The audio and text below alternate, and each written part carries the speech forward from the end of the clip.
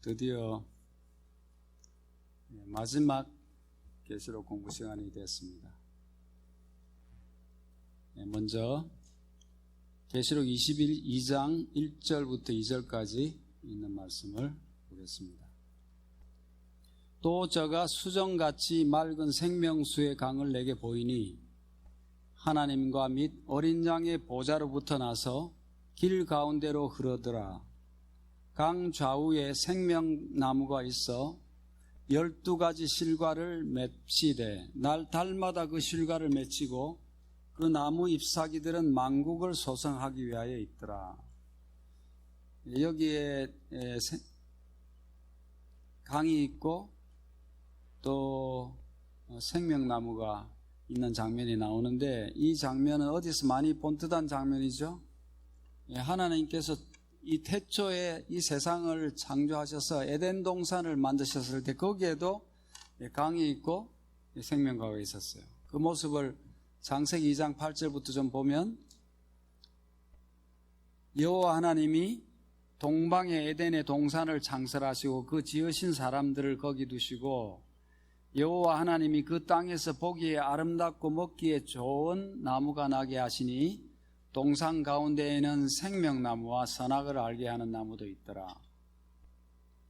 강이 에덴에서 발원하여 동산을 적시고 거기서부터 갈라져 네 근원이 되었으니 첫째 이름은 비손이라 금이 있는 하윌라 땅에 온 땅에 뚫렸으며 그 땅의 금은 정금이요 그곳에는 베델리엄과 호마노도 있으며, 둘째 강의 이름은 기혼이라 구서 온 땅에 뚫렸고, 셋째 강의 이름은 히데게알이라 아수르 동편으로 흐르며 넷째 강은 유브라데더라. 이런 말씀이 있었죠. 마찬가지로 새 하늘과 새 땅에서도 강이 있고 생명과가 있을 것이라고 그렇게 말하고 있습니다. 모습은 좀 다르겠지만은 새 하늘 새 땅이 훨씬 더 어렵겠죠.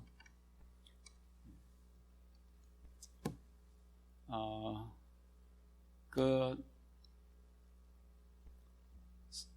생명광, 생명강, 생명과, 그리고 특별히 생명과는 매달 다른 과일이 맺히는 과일이다, 그렇게 말하고 있어요.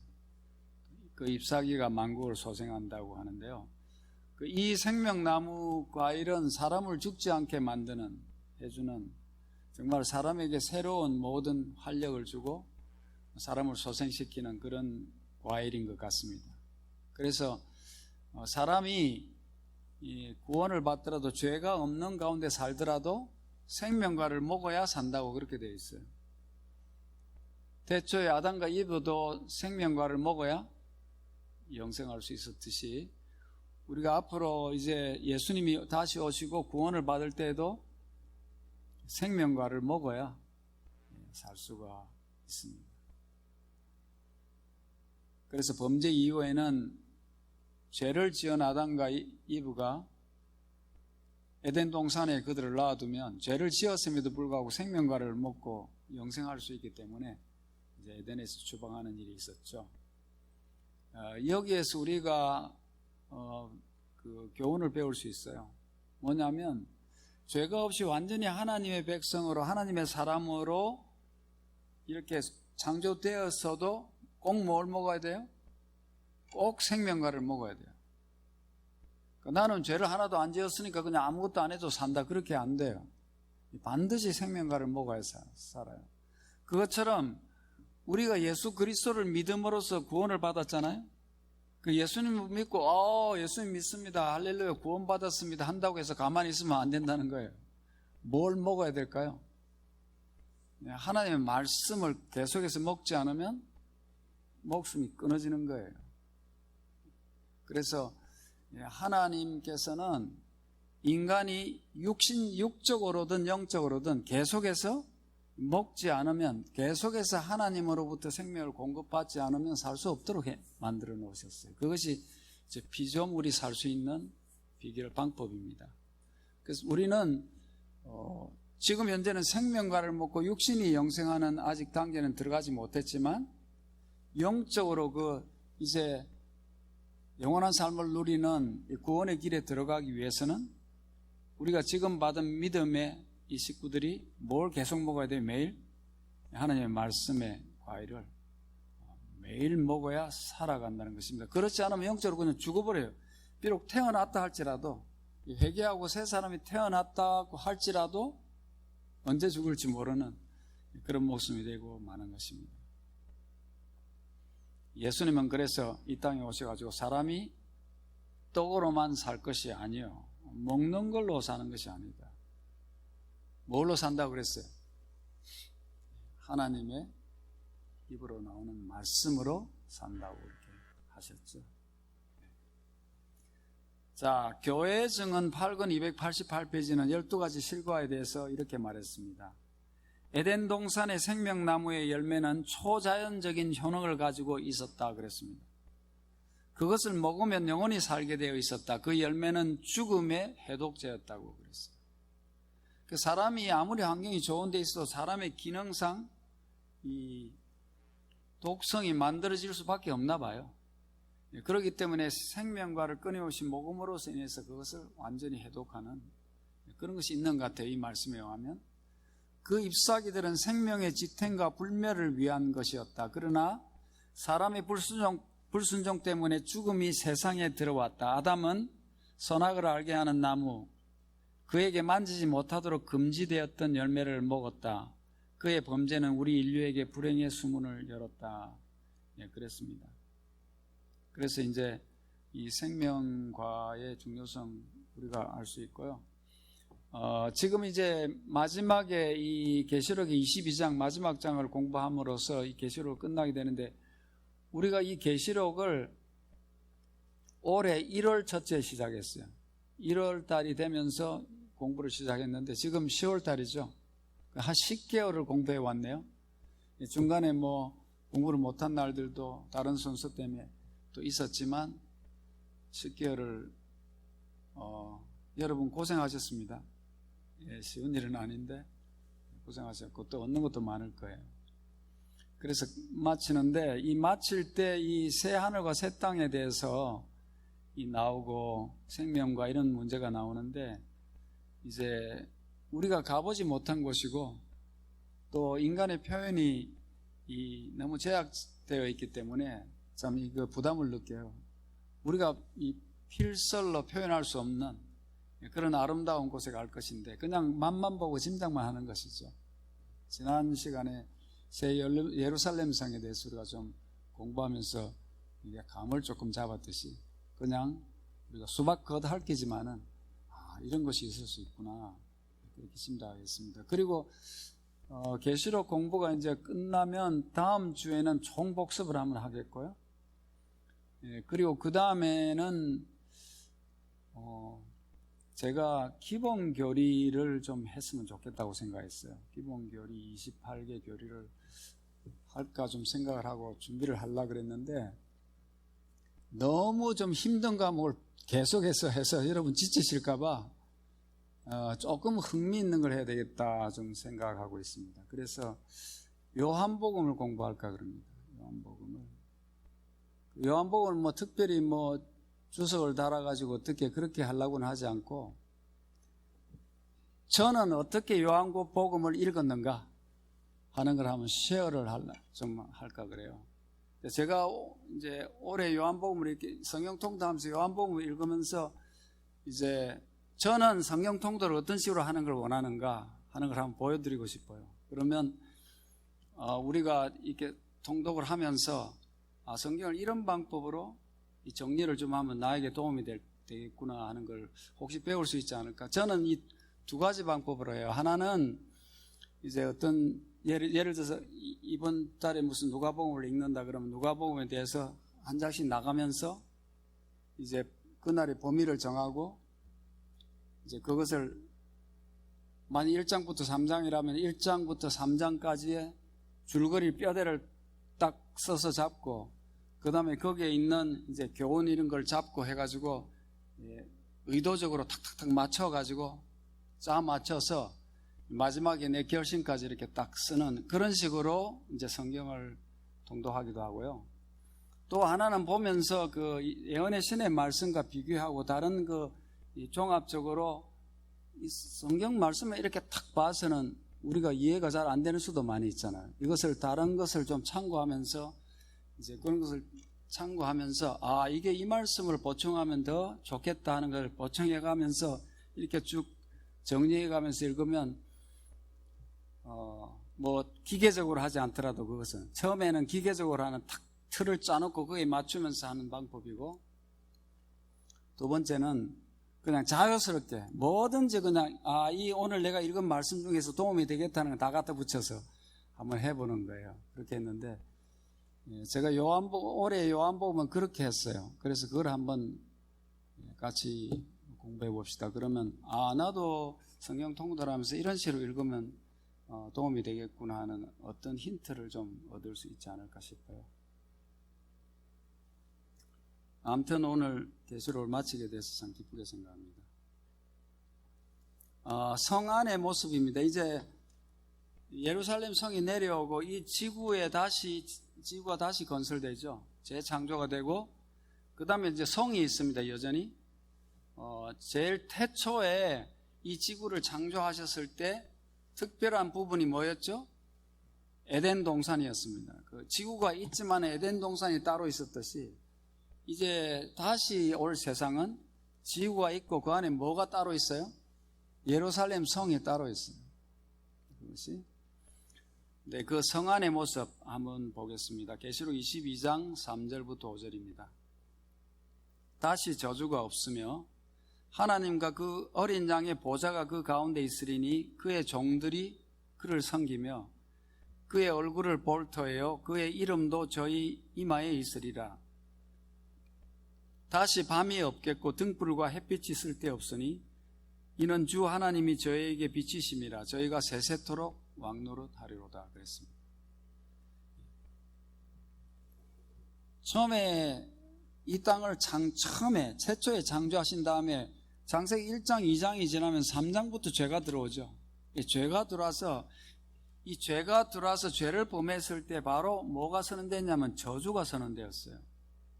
그래서 사단도 저주를 받고 사람도 불가분 땅도 저주를 받게 됐어요. 만일에 죄가 들어오지 않았으면 잊지 않을 그런 선고를 받았죠. 그것은 사실은 우리가 볼 때는 불행한 일이지만, 힘든 일이지만은 그 저주는 사실은 사단에게 내린 그것은 이 사단이 죄의 장본이기 때문에 사단의 멸망을 예고하고 그 사단을 물리치기 위한 것이지만은 이 사람에게 주신 그 어려움은 사실은 사람의 그 회개와 구원을 위해서 주신 축복이라도 할 수 있어요. 아무튼 다시는 저주가 없다고 그렇게 말하고 있습니다. 그러니까 하늘과 땅만 회복되는 것이 아니고 죄로 인해서 불가분 떨어져서 살아야 됐던 우리가 죄를 지은다면 하나님과 딱 밀접하게 볼 수가 없지 않습니까? 하나님과 떨어졌다고도 볼 수 있죠. 그런 관계가 다시 이제 완전히 회복되는 것입니다. 그래서 그의 얼굴을 볼 터예요. 이제 그때서 얼굴을 보는 것이에요. 저희 어머니가 하시던 말씀이 있어요. 저희 어머니가 나중에 중년에 소경이 됐다 그랬잖아요. 못 봐요. 아무도 못 보고. 저희 아들들도 다 못 봤어요. 근데 이제 하루는 그러시더라고요.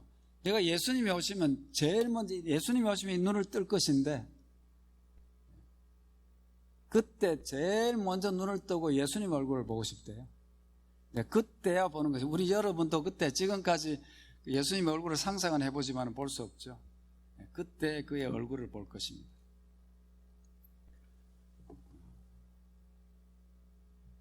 그러면 여러분 창세기에 누구 형상을 따라서 우리 사람을 지었다 그랬죠? 하나님의 형상을 따라 지었는데 그 말이 무슨 말인지 도대체 잘 모르잖아요. 그냥 어렴풋이 짐작을 하는 거지. 모습도 비슷할 거다, 아니면 뭐 성품이 비슷할 거다, 별 얘기를 다 하지만은 사실은 모르죠. 짐작하는 것이지. 그러나 그때 이제 실제로 하나님 얼굴을 탁 볼 때 어떻겠어요? 하나님의 형상을 이래서 닮았다고 하는구나. 이제 비로소 그때 깨닫게 될 것입니다.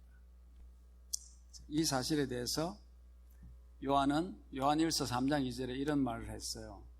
사랑하는 자들아, 우리가 지금은 하나님의 자녀라. 장래에 어떻게 될 것은 아직 나타나지 아니하였으나, 이 장래일은 모르는 겁니다. 우리 지금 이렇게 계시록 공부하면서도 이 하나님이 계시를 줬으니까 하는 것이지 사실은 정확하게 모르잖아요.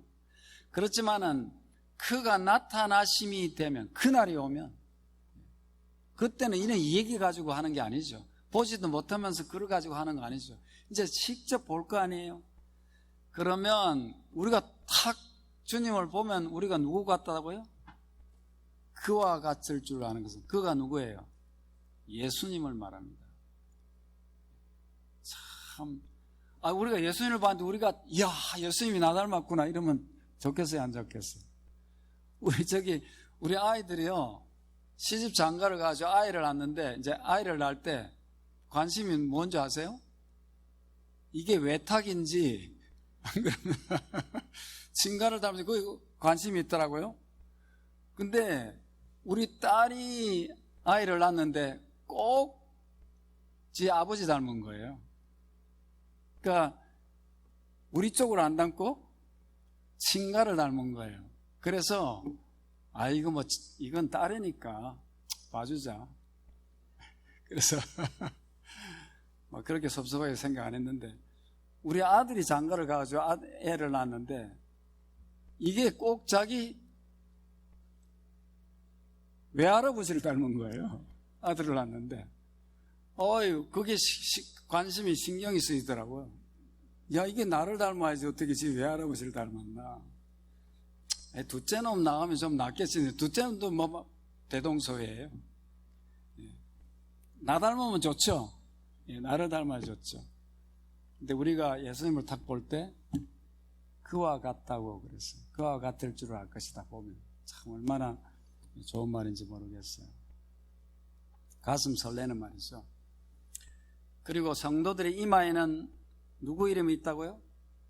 그의 이름, 하나님의 이름, 하나님의 소유를 나타내는, 이건 내 거, 하나님의 도장이 있는 것이. 또 다시 밤이 없겠고 등불과 햇빛이 쓸데없으니 이는 주 하나님이 저희에게 비치십니다. 밤이 없다고 합니다. 알라스카의 여름처럼 밤이 없어요. 항상 밝습니다. 왜냐? 하나님이 계시기 때문에, 하나님이 빛이신 하나님이 계시기 때문에. 그러니까 그 하나님이 계신 그 빛이 얼마나 밝겠어요?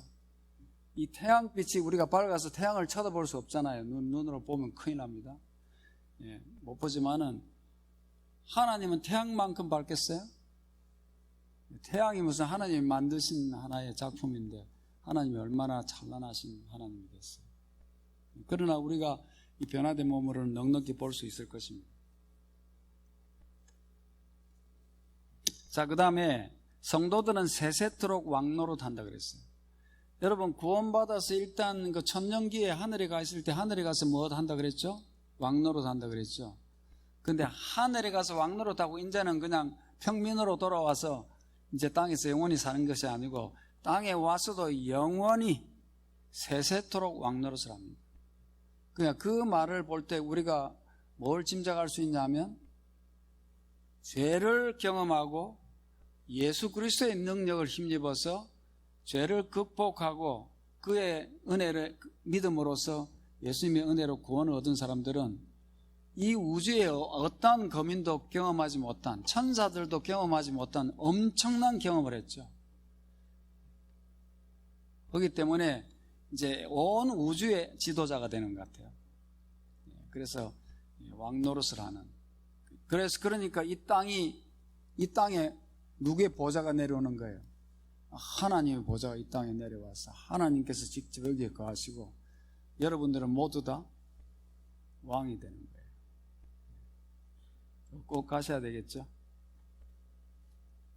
자, 6절부터 10절까지 나와 있는 천사의 당부와 요한의 반응을 한번 보겠습니다. 또 그가 내게 말하기를 이 말은 신실하고 참된지라 주 곧 선지자들의 영의 하나님이 그의 종들에게 결코 속히 될 일을 보이시려고 그의 천사들을 보내셨다. 이 계시록은 처음부터 보면요, 좀 급해요. 항상 속히 될 것이다, 가까웠다, 이런 표현을 잘 써요. 우리는 느긋하죠, 오히려. 예? 이게 지금 2000년 전에 써 있는 이 글은 급합니다. 이 보면 급한 게 나와 있어요. 그냥 이 책을 보면. 근데 우리는 뭐 100년 전에도 안 왔고, 오늘도 그렇고, 이렇게 하는데, 이 하늘의 마음하고는 좀 다른 것 같아요. 우리도 좀 더 애타는 마음으로, 이 급한 마음으로 좀 기다려야 되겠어요. 보라, 내가 속히 오리니, 여기도 속히 나오네요. 이 책의 예언의 말씀을 지키는 자가 복이 있으리라. 그래서 여러분, 예언의 말씀을 잘 배웠기 때문에 다 기억할 수는 없지만은 기억한 것 중에서 우리가 중요한 것들 되도록이면 잘 지키는 것이 좋겠습니다. 이것들을 보고 들은 자는 나 요한이니, 내가 듣고 볼 때 이 일을 내게 보이던 천사의 발 앞에 경배하려고 엎드렸더니, 이 말을 전달해 주는 천사가 얼마나 어마어마하고 영광스러워 보이는지 뭐 하려고 그랬다고요? 천사에게 경배하려고 했어요. 그랬더니 저가 내게 말하기를, 나는 너와 네 형제 선지자들과 또 이 책의 말을 지키는 자들과 함께 된 종이니 그리하지 말고 오직 누구에게 경배하라? 하나님께 경배하라. 경배는 어떤 환경, 어떤 경우에도 사람이 경배를 받아서는 안 돼요. 하나님만 경배하라고 그렇게 말씀하고 있습니다. 또 내게 말하되 이 책의 예언의 말씀을 임봉하지 말라, 때가 가까우니라. 여기도 또 급하잖아요. 가깝다고 그렇게 하고 있잖아요. 다니엘서는 처음부터 봉해놓은 책이었지만, 말세까지 봉해져 있었지만, 이 계시록은 처음 주어질 때부터 열려 있은 책. 누구든지 그 말씀을 듣고 읽고 그 가운데 있는 말씀을 지키는 자가 복이 있는 그런 책이었습니다. 자, 그래서 방금도 얘기했지만은 여기 보면 속히 될 일, 내가 속히 오리라, 또 때가 가까우니라, 이렇게 예수님께서 속히 오실 것을 반복적으로 말씀하고 있었어요. 근데 이 때가 가깝다는 말씀은 이 계시록 시작하면서부터 있었죠. 시작하면서부터 1장 3절에 이 예언의 말씀을 읽는 자와 듣는 자들과 그 가운데 기록한 것을 지키는 자들은 복이 있나니 때가 어떻다고요? 가깝다 그랬잖아요. 가깝다. 그 시대에 살고 있습니다. 그러니까 요한에게 계시를 줄 때 지금 가깝다고, 예? 그렇게 급하게 생각했으면 지금은 더 가까워졌죠. 세월이 얼마나 흘렀어요. 우리도 지금 좀 가깝다고 항상 늦추지 말고 그렇게 살아야 되겠습니다. 정말로 주님 오실 때가 얼마 남지 않았다는 것을 기억하고 살아야 되겠습니다. 그러니까 임봉하지 말고 이걸 잘 보고 지켜라, 이렇게 한 책을 우리가 10개월간이나 공부할 수 있었다는 것은 참 정말 큰 하나님의 은혜였다고 생각합니다. 자, 22장 11절부터 16절까지 있는 말씀입니다. 불의를 하는 자는 그대로 불의를 하고, 더러운 자는 그대로 더럽고, 의로운 자는 그대로 의를 행하고, 거룩한 자는 그대로 거룩되게 하라. 보라, 내가 속히 오리니, 여기도 속히 나오죠. 내가 줄 상이 내게 있어 각 사람에게 그의 일한 대로 갚아주리라. 나는 알파와 오메가요, 처음과 나중이요, 시작과 끝이라. 그 두루마기를 빠는 자들은 복이 있으니 이는 저희가 생명나무에 나아가며 문들을 통하여 성에 들어갈 권세를 얻으려 함이로다. 개들과 술객들과 행음자들과 살인자들과 우상숭배자들과 및 거짓말을 좋아하며 지어내는 자마다 성 밖에 있으리라. 나 예수는 교회들을 위하여 내 사자를 보내어 이것들을 너희에게 증거하게 하였노라. 나는 다윗의 뿌리요 자손이니 곧 광명한 새벽별이라 하시더라. 그렇게 말했습니다. 여기 보면 불의를 하는 자는 그대로 불의를 하고, 또 그 다음에 더러운 자는 그대로 더럽고, 어려운 자는 그대로 의를 행하고, 거룩한 자는 그대로 거룩하게 되라는 엄숙한 이 선은 언제 하는 선언이죠? 이건 지금 이때 새하늘 새 땅이 시작된 다음에 하는 게 아니고, 이것은 이때 이 거룩함을 받은, 의롭담을 선언받은 사람이 사는 시대고, 이 선언은 실제로 예수님께서 하늘 지성소의 봉사를 마치는 그 순간에 하는 선언입니다. 이 선언이 딱 되면서 이 세상에는 의인과 악인이 이제 더 이상 서로 건너가지 못하고 예수님이 지성소에서 나오시고 열재앙이 시작되는 것입니다. 이 장면에 대해서 이 초기 문제에 대해서 이런 기록을 했어요. 48페이지에 예수께서 성소를 떠나실 때 거룩한 자는 그대로 거룩하고 의로운 자는 그대로 의로울 것이다. 그 이유는 그들의 모든 죄가 도말되고 살아계신 하나님의 인을 받게 되기 때문이다. 그러나 불의를 행하고 더러운 자들은 그대로 불의를 행하고 더러울 것인데, 이는 그들의 희생과 고백과 기도를 하나님의 보좌 앞에 드려줄 대제사장이 성소에 없기 때문이다. 그들은 이제 다 마치고 봉사를 마치고 나오기 때문에 더 이상 중보자가 없어요. 그러므로 다가오는 진노의 폭풍으로부터 영혼을 구원해내는 일은 예수께서 지성소에서 나오시기 전에 해야 한다. 지금이 은혜시기라고 이렇게 말하고 있습니다. 그 다음에 보라, 내가 속히 오리니 내가 줄 상이 있어 각 사람에게 그 일한 대로 갚아주리라. 예수님이 속히 오신다는 말, 속히 오신다, 속히 지금 하는데 몇 군데 더 볼까요? 3장 11절에도 내가 속히 오리니 내가 가진 것을 굳게 잡아 아무도 내 멸루관을 뺏지 못하게 하라. 22장에 말은 22장 이제 마치는 장 아니에요. 거기도 이렇게 반복적으로 있어요. 7절에 보라, 내가 속히 오리니, 이 두루마리의 예언의 말씀을 지키는 자는 복이 있다고 말했고요. 12절에도 보라, 내가 속히 오리니 내가 줄 상이 있다고요. 행한 대로 갚아준다. 또 22장 20절에도 내가 진실로 속히 오리라. 이 외에도 뭐 속히 될 일이다, 속히 임한다, 이런 말씀들이 더 있어요. 자, 그 다음에 이제 속히 와서 상이 있다고요. 그런데 뭐대로 갚아준다고요? 일한 대로 갚아준다는 거예요. 여러분, 구원은 뭘로 받아요? 구원은 뭘로 받는다 그래요? 믿음으로 받는다 그러죠. 은혜로 받고 그 은혜를 믿음으로 받아들이면서 받습니다. 믿음으로 일을 했기 때문에 구원을 받는 게 아니에요. 믿음으로 받습니다. 그런데 심판은 뭘로 받는다? 행동, 일한 걸로 받습니다.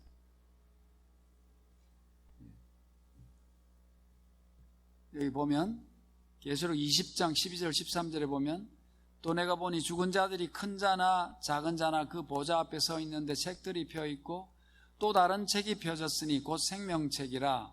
죽은 자들이 자기 행위를 따라 책들에 기록된 대로 심판을 받으니 바다가 그 가운데서 죽은 자들을 내주고 또 사망과 음부도 그 가운데서 죽은 자들을 내주매 각 사람이 자기의 뭐대로? 행위대로 심판을 받는다. 그렇게 말하고 있어요. 왜 행위대로 심판은 받는다고 하고 있어요? 믿음으로 구원받는다 해놓고 믿음의 여부가 뭘로 나타나니까? 행위로 나타납니다. 믿음은 믿는다고 했는데 행위는 엉뚱한 짓 하면 믿은 거예요, 안 믿은 거예요? 안 믿은 거죠. 진짜로 믿었다면 그 진짜 믿은 그 표시가 나는 행위로 드러나는 것이죠. 그래서 행위를 봐야 믿음의 상태를 알 수 있는 거예요. 행위로 구원받는 게 아니고 진짜로 믿었는가를 볼 수 있는 판단의 기준이 되는 것이죠. 그 다음에 또 반복적으로 또 예수님이 나는 알파와 오메가요, 처음이요, 처음과 나중이요, 시작과 끝이라. 그러니까 계시록 21장 우리 지난 시간에서 21장 6절에서도 예수님이 나는 알파요 오메가요 처음과 마지막이라고 말씀하셨잖아요. 반복적으로 말씀하고 있었어요. 그러니까 이 예수님이 알파와 오메가시고 처음이고 나중이신데 우리는 그 예수님을 알파와 오메가이신 예수님을 어디서 만나요? 교회 와서 만납니까? 성경에서 만나잖아요. 알파와 오메가 시작부터 끝까지 이신 분, 우리의 믿음의 시작도 예수님이고 끝도 예수님인데 그 처음부터 끝까지이신 그 예수님을 성경에서 만나는 것이에요. 그 성경을 우리가 봐야 됩니다.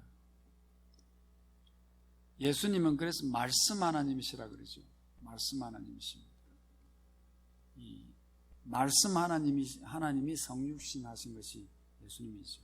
그리고 그 말씀이 기록되어 있는 것이 성경이기 때문에 그 말씀을 보면 예수님을 보는 것이에요. 그래서 성경을 보지 않고 알파 오메가를 알 수 없는 것이, 성경을 보고 모든 것을 처음부터 끝까지 예수님께 맡기자 했죠.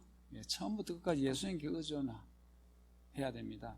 그러니까 우리가 이렇게 신앙을 하다 보면 뭐 신앙이라기보다는 뭐 그냥 우리 삶에서 보면 얼마나 뭐가 필요한 게 많아요. 뭐 우리가 먹고 사는데 필요한 것만 필요한 게 아니고 너무나 우리 힘으로 할 수 없는 게 많죠. 우리의 뭐 죄를 없앨 수 있습니까? 우리의 뭐 성격을 제대로 고칠 수 있습니까? 우리의 결심을 제대로 끌고 나갈 수 있습니까? 이게 이제 벌써 10월달 다가가는데 좀 있으면 11월, 12월 가면 또 1월 1일 돼서 또 올해 또 계획 세우고 하겠네요. 그 계획 세워 3일도 못하는 거 그거 또 세울 거 아니에요. 그런데 그런 것들을 우리가 못하는 이 모든 것들을 어디로 가져가자? 누구한테로? 예수님에게로 가져가자는 거예요. 무조건 예수님에게, 무조건 안 되는 거, 못하는 거, 해야 될 거, 이런 것들을 처음부터 끝까지 가면서 주님께 의탁하는 그런 신앙이 필요합니다. 그렇게 해주시는 분이 알파 오메가예요. 교회정은 8권 299페이지에 우리는 가장 귀중한 진리로 가득한 성경을 가지고 있다. 그것은 지식의 알파와 오메가, 곧 시작에서 끝까지를 다 포함하고 있다. 하나님의 영감으로 주어진 성경은 교훈과 책망과 바르게 함과 의로 교육하기에 유익하며 하나님의 사람으로 온전케 하며 모든 선한 일을 행하기에 온전케 한다. 성경을 그대의 교과서로 삼으라. 모든 사람이 그 교훈을 이해할 수 있다 그랬습니다. 좋은 말씀이죠. 하나님이 성경을 주신 것이 얼마나 다행입니까? 그 다음에 그 두루마기를 빠는 자는 복이 있으니 그 두루마기를 빠는 자가 생명나무에 나가며 문들을 통하여 성에 들어갈 권세를 얻는다고 그렇게 말하고 있어요.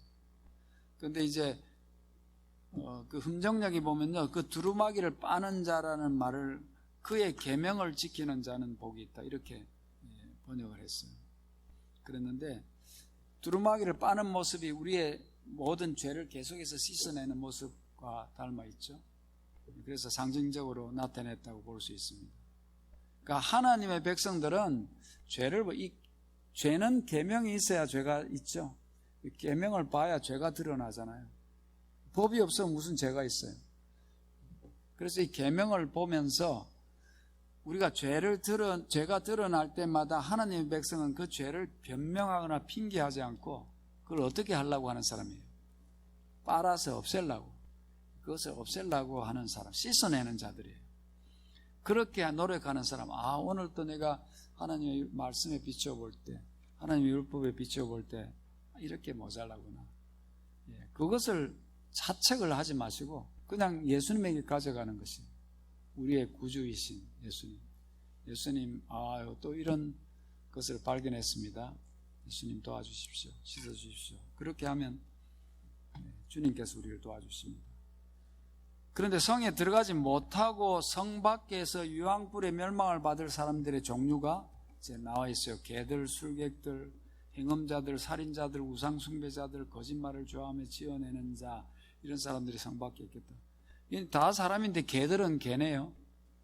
이게 짐승개를 말하는 게 아니고 개 같은 사람을 말하겠죠. 그리고 술객이나 행음자나 살인자나 우상숭배자, 거짓말하는 자, 이런 사람들 되면 안 된다. 여러분 지어내서 얘기 안 하시죠? 참 지어내는 자에도 해당이 되네요. 어떤 사람 막 사실도 아닌데 그럴듯하게 그냥 사실은 그냥 지어내는 사람들도 있죠. 그거 경고를 했습니다. 그러면 안 되겠습니다.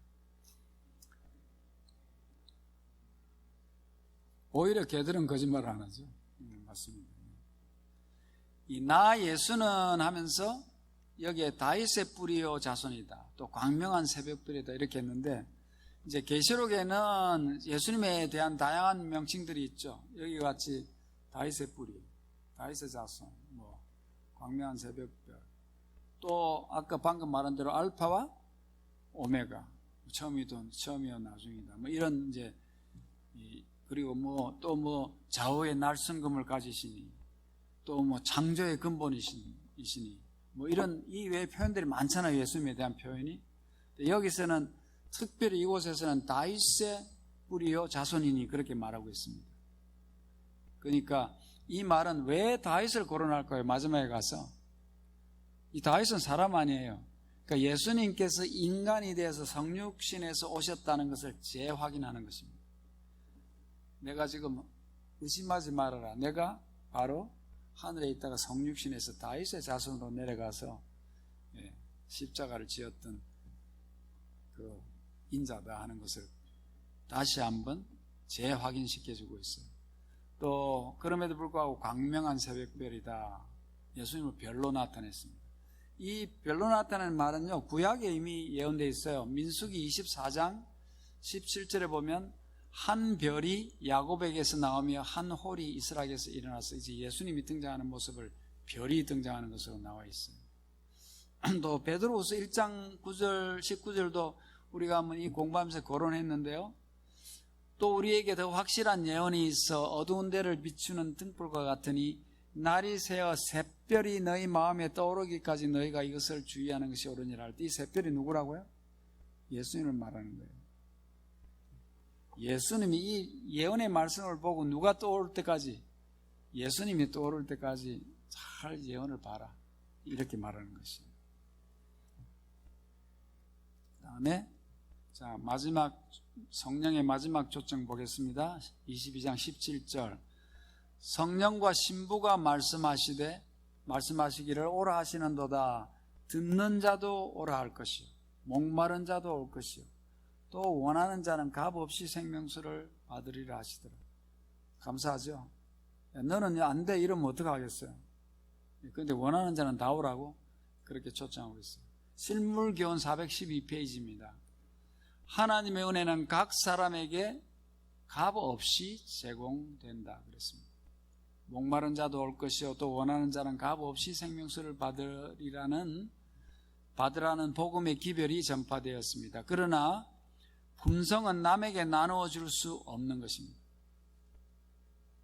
값 없는 자가 하지만은 자기가 가서 자기가 받아야지 내 받은 걸 우리 와이프한테 줄 수가 없어요. 남편에게 줄 수 없습니다. 아무도 다른 사람을 대신하여 믿을 수 없고 아무도 다른 사람을 대신하여 성령을 받을 수 없습니다. 자기가 하나님과의 교통을 가져야 돼요. 내가 우리 와이프가 아무리 아파도 대신해서 아파줄 수 없고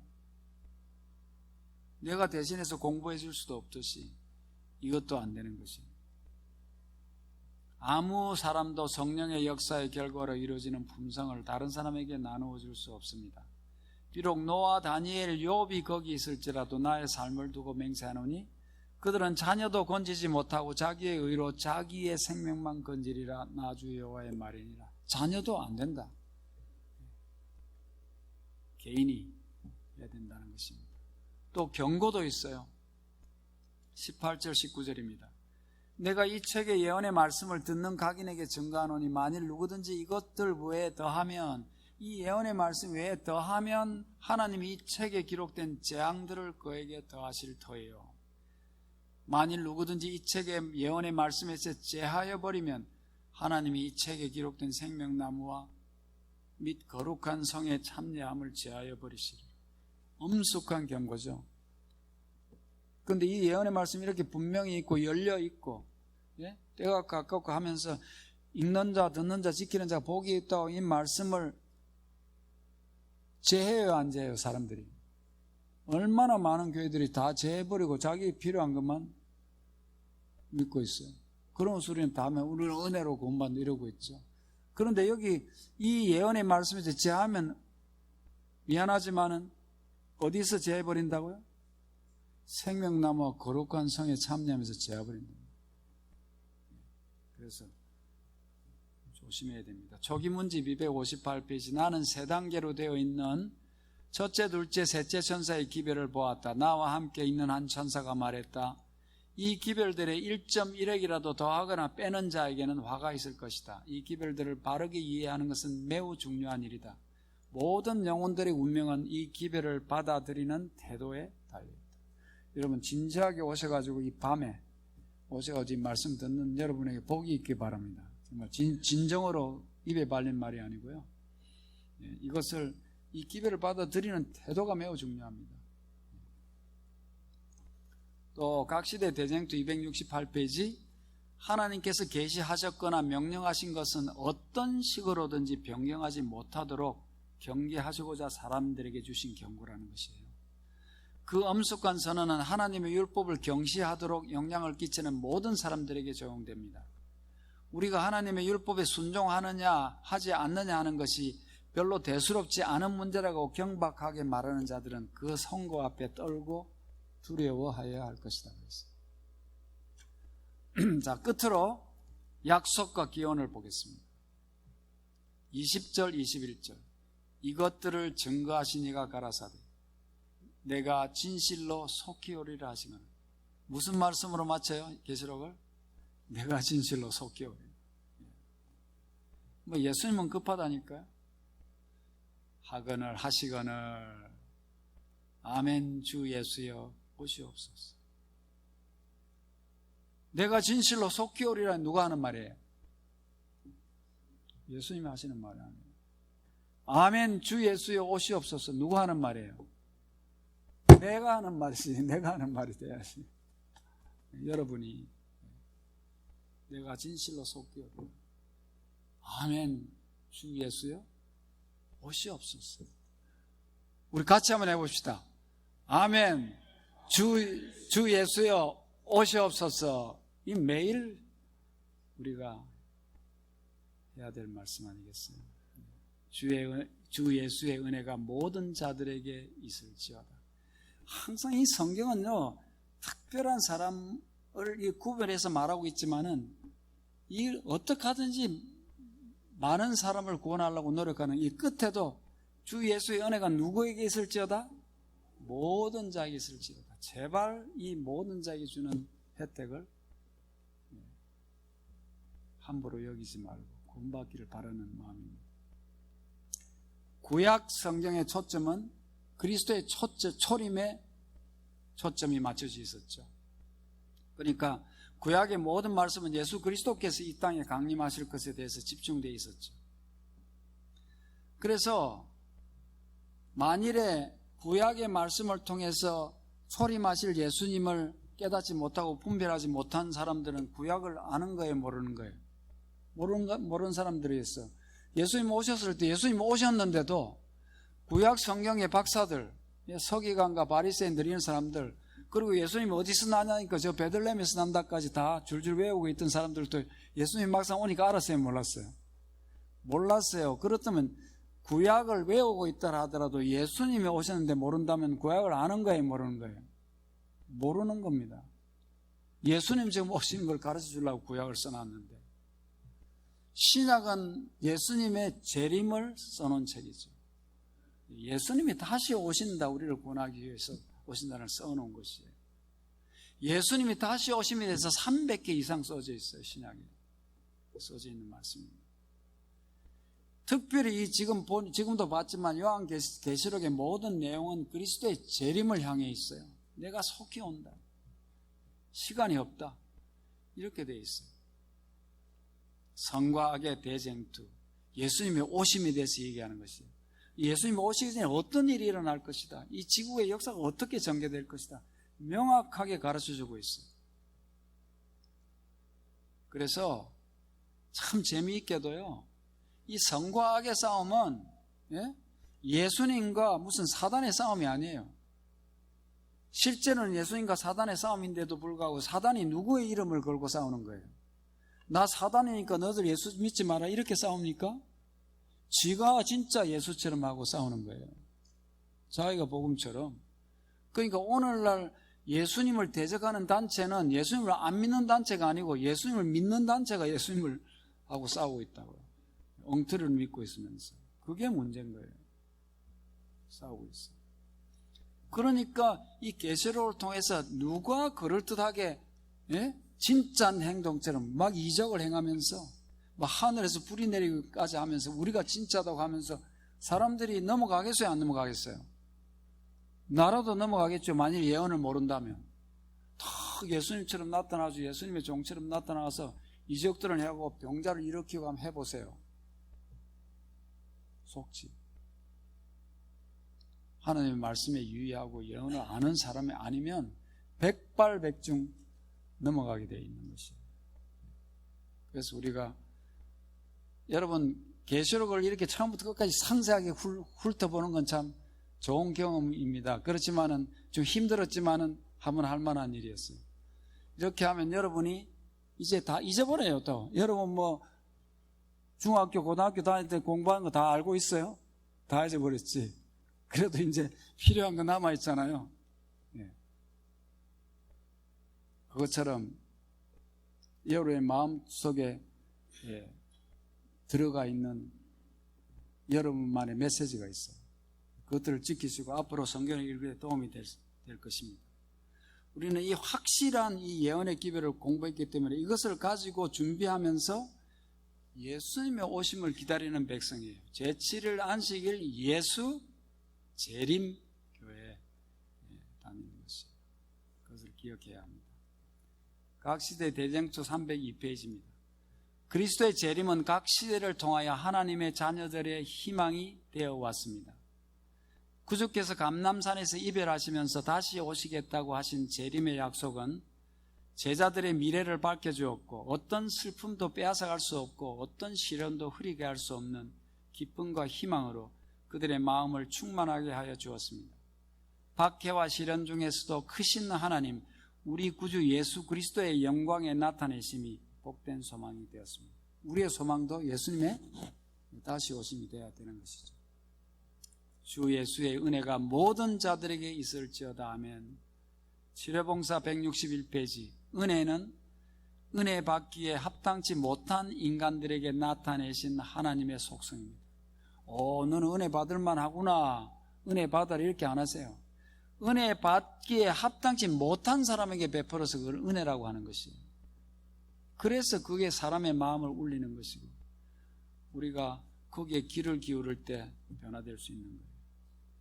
우리가 은혜를 찾는 것이 아니고 우리가 은혜를 찾는 것이 아니고 은혜가 우리를 찾아왔습니다. 우리가 은혜를 받을 가치가 있기 때문이 아니고 전혀 가치가 없기 때문에 하나님께서는 당신의 은혜를 우리에게 주시기를 기뻐하신다는 거예요. 그렇기 때문에 나는 이 가치도 없고 또 이런데 하고 실망하지 마세요. 그렇기 때문에 은혜가 필요한 거예요. 그렇기 때문에 하나님은 은혜를 가지고 찾아오신 거예요. 교회정은 8권 254페이지입니다. 미국에 우리는 우리의 약속된 본향에 가게 될 것입니다. 그곳에서 예수께서는 하나님의 보좌에서 흘러나오는 생명강가로 우리를 인도하시고 우리의 품성을 완성시키기 위하여 이 땅에서 우리로 겪게 하신 어두운 섭리들을 설명해 주실 것입니다. 끝에서 우리가 하나님 왜 내가 이렇게 변화되고 이렇게 착실하게 살라 했는데 그렇게 어려운 걸 통과하게 하셨습니까? 그 이유를 이제 나중에 구원받고 난 다음에 너가 그랬어야 됐다는 걸 이제 가르쳐 주실 것이라고 하고 있어요. 지금 조금 힘들더라도 잘 참으세요. 다 우리의 이익을 위해서 그렇게 하는 것입니다. 교회 정원 8권 254페이지를 마지막으로 보고 이제 이 말씀을 마치겠습니다. 그곳에서 우리는 회복된 에덴의 아름다움을 흐리지 않는 시력으로 보게 될 것입니다. 얼마나 아름다울 것인지. 우리 눈 침침해서 안경 쓰고 있는데 저도 이제 밝은 눈으로 볼 것이에요. 구속주께서 우리의 머리 위에 씌워주신 면류관을 그분의 발 앞에 던지고 금거문구를 켜면서 우리는 보좌에 앉으신 분께 돌리는 찬양으로 온 하늘을 충만케 할 것이다. 애틀란타 교회 성도님들 모두 새 예루살렘 성에서 함께 삽시다. 그동안 수고하셨습니다. 감사합니다. 자, 오늘 이 계시록의 대단원의 막을 내리면서 우리 각자 기도하겠습니다. 그동안에 긴 시간이었지만은 이 예언의 말씀을 공부하게 해주신 하나님께 감사드리고 우리가 반드시 그 새하늘과 새 땅에 설 수 있도록 주님의 은혜를 감사하면서 은혜를 받아들이는 우리가 되도록 기도하시고 돌아가시기 바랍니다.